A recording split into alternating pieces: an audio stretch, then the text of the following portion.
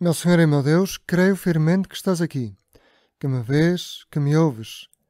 Adoro-te com profunda reverência. Peço perdão dos meus pecados e graça para fazer com fruto este tempo de oração. Minha Mãe Imaculada, São José, meu Pai e Senhor, anjos da minha guarda, intercedei por mim. Estes dias de verão, quem está de férias e vai de um sítio para outro, também é natural que, quando vai à missa, encontre pessoas diferentes, encontre cânticos diferentes e tudo isso nos enriquece. E de quem não vai de férias e continua a ir à paróquia, continua com a família, a ver com a sua família talvez menos pessoas ou pessoas diferentes, e é tão importante sabermos rezar uns pelos outros, pelas pessoas que conhecemos, por amigos e, claro, pela família, mas também por aquelas pessoas que não conhecemos. Essas também fazem parte da nossa oração e também entram. Em todo o caso, somos uma família aonde quer que vamos. E hoje no Evangelho, Jesus, depois da multiplicação dos pães, fala-nos sobre a necessidade de rezarmos pelos outros, uns pelos outros e, naturalmente, por aqueles que temos mais próximos. Diz o Evangelho: Jesus obrigou os discípulos a embarcar e a ir adiante para outra margem, enquanto ele despedia as multidões. Obrigou. Não é muito frequente que Jesus obrigue ou faça algo assim deste tipo. E os apóstolos não entendem. Mas não queres que te deixemos um barco? Que 2 ou 3 de nós fiquem contigo? Deus sabe mais. Eles sabiam ser obedientes como um pincel na mão do pintor. Não se atrevem a deixar de fazer o que Jesus lhes manda, a fazerem a sua vontade como um pincel desliza na tela quando a mão do artista o agarra. Hoje o Evangelho ensina-nos esta virtude dos apóstolos. Como confiam na bondade de Deus, eles obedecem à vontade de Jesus, apesar de lhes custar entender. Logo que despediu as multidões, Jesus subiu ao monte para orar na solidão. Jesus manda embora os apóstolos e manda embora as multidões, porque o mais importante é retirar-se para o monte e rezar. Falo com simpatia, porque Jesus não é um bicho do mato que não gosta de estar com as pessoas. Pelo contrário, o Evangelho diz que ele tinha compaixão das multidões, que as alimentava. Mas ao mesmo tempo Jesus é forte e não deixa que esta festa se sobreponha aos seus tempos de oração. E se pensarmos bem, para Jesus acaba-se a festa, a gratidão das multidões, as compensações afetivas, os elogios, os sorrisos, o reconhecimento. Nestas férias, vai haver dias em que, para fazer oração, vamos ter que ter estas duas virtudes: ser obedientes como os apóstolos para fazer a vontade de Deus e ser fortes como Jesus. Se calhar estamos a passar o dia com o resto da família e temos que nos afastar em algum momento, um pouco, e ficar sozinhos como Jesus para rezar. Ter a fortaleza de afastar-nos do momento adequado, talvez quando os outros fazem uma cesta, ou se estamos com amigos, até porque não, convidá-los e que rezem connosco. E assim, vamos fazer o mesmo que faz Jesus nesta tarde, em que despede as multidões. Era já de noite, diz o Evangelho, para explicar que o sol tinha desaparecido e era escuro. O barco estava no meio do mar, e Jesus sozinho na terra. Vendo-os cansados de remar, porque o vento lhes era contrário, foi ter com eles de madrugada, andando sobre o mar. Desde o alto do monte, Jesus consegue ver a tempestade que se desencadeia lá embaixo, no mar, onde estão os seus apóstolos a remar e a remar e a remar sozinhos. E o que é que faz Jesus? Reza. Jesus fica no monte a rezar. E só de madrugada é que Jesus vai ter com eles. E porquê? Porquê que ficas, Jesus, a rezar e não vais logo salvar os teus apóstolos?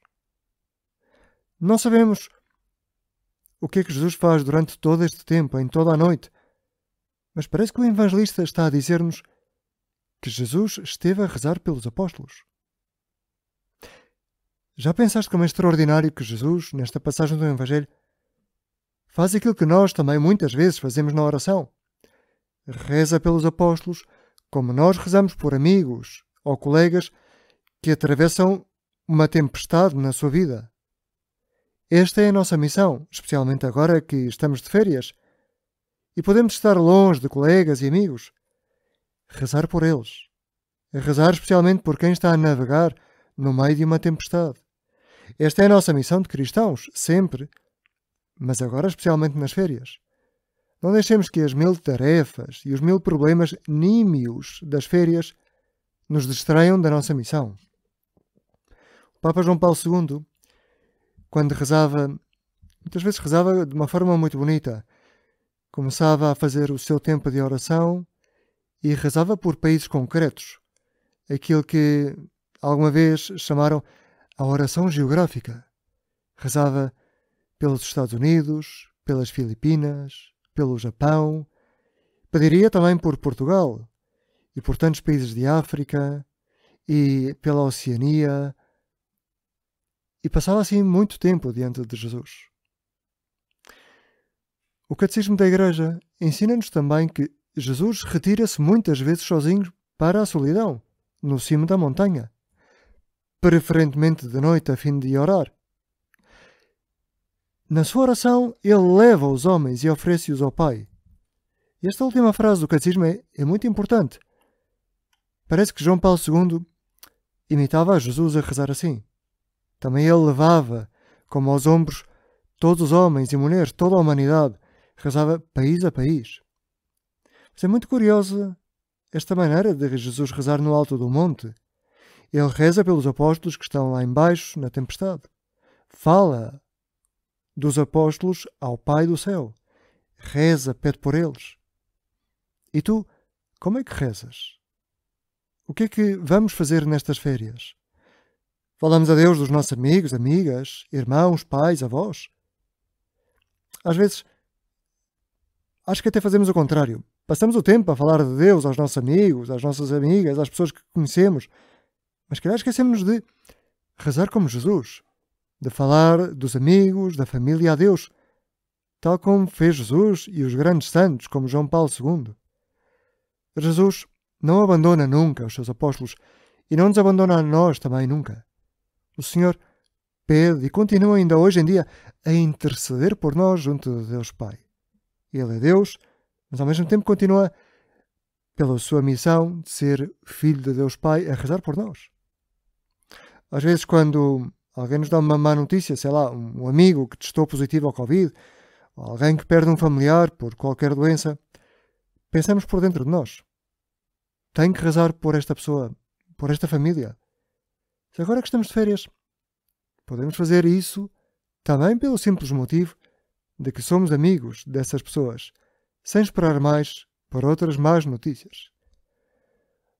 Há um testemunho de uma rapariga japonesa que gosto sempre de lembrar e ajuda muito a rezar. Uma rapariga que estava longe da fé, quando um dia, numa corrida de manhã que costumava fazer todos os dias, encontrou uma fotografia da Madre Teresa de Calcutá. Na altura, nos anos 90, ela tinha acabado de ganhar o Prémio Nobel. Esta japonesa, que não tinha nenhum credo, sente curiosidade e entra naquela exposição. E no final, vê um quadro da Madre Teresa com uma legenda por baixo que diz: nas nossas casas só temos o Evangelho connosco. Ela volta para a sua casa, depois da corrida, e fica muito pensativa. Como é que ela pode ser tão feliz se só tem o Evangelho com ela e cuida de pobres? E eu, explicava ela, que já tinha perto de 40 anos, e eu vivo assim tão vazia, sem nada. O curioso desta história é que ela, passado pouco tempo, voltou a encontrar aquela fotografia, aquela mesma fotografia da Madre Teresa de Calcutá, mas desta vez à porta de uma igreja católica. E ela sente-se atraída, entra dentro da igreja e está ali sem saber o que fazer, até que pergunta a alguém que lhe ensina a rezar.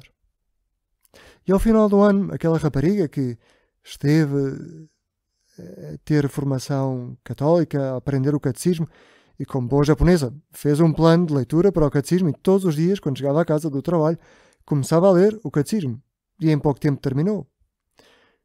Ao final do ano, ela própria explica que a convidaram para se batizar. Ela aceita, mas tinha um grande problema. E o problema dela era, escrevia ela no seu testemunho, não conhecia ninguém que fosse católico, além da freira que me ensinou a rezar, porque na minha família ninguém tinha fé. Ou eram budistas, ou simplesmente eram pagãos. E então lembrei-me de uma senhora que desde o primeiro dia que tinha entrado naquela igreja era uma senhora elegante, que era alguém parecida comigo, até no modo de vestir. E lembrei-me de ir pedir-lhe. Pedi-lhe. E ela aceitou. A minha madrinha de batismo chama-se Shahiko Hikagai e aceitou com muito gosto. Batizei-me na Páscoa do dia 8 de abril de 1999. E mais tarde, à conversa com a minha madrinha, ela disse-me que tinha estado a rezar por mim desde o primeiro dia em que me viu entrar na igreja, vestida de maratonista. Um ano inteiro a rezar por uma rapariga que nem sequer conhecia. Este é o poder da oração. Estes dias, quando encontrarmos pessoas desconhecidas na nossa paróquia, ou quando formos a outra paróquia, a paróquia junto da casa onde estamos a passar férias, rezemos uns pelos outros e rezemos mais pelos nossos amigos. Se assim o fizermos, também encontraremos na igreja uma família. Dou-te graças, meu Deus, pelos bons propósitos, afetos e inspirações que me comunicaste nesta meditação. Peço ajuda para os pôr em prática. Minha Mãe Imaculada, São José, meu Pai e Senhor, anjo da minha guarda, intercedei por mim.